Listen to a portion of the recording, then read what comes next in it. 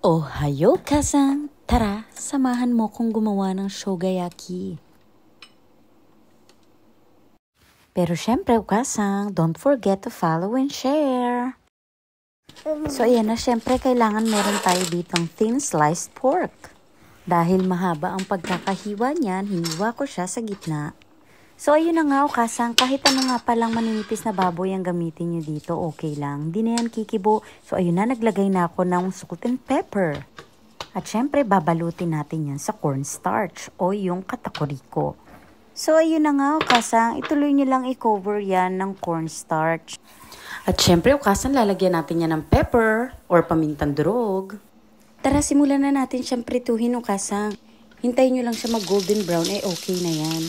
Siya nga pala, cornstarch talagang ginagamit pagka gumagawa ka ng shogayaki para medyo crispy yung pork mo.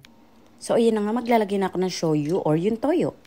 Then, susundan ko na yan ng sake or yung cooking wine. So, ayun na nga, maglalagay na nga ako ng pampasarap. Usually, yung ginagamit ko talagang pampatamis dito is yung honey. So, naubusan ako kaya sugar ang ginamit ko.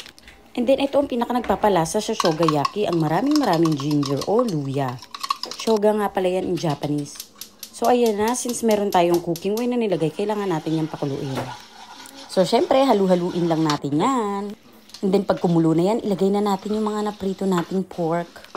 So, syempre, kayo masusunod sa alat o tamis niya, mga ukasang. Kayo na lang tumansya niyan. So, ayan, luto na yan. So, ayun na nga, hindi mawawala ang ating gulay.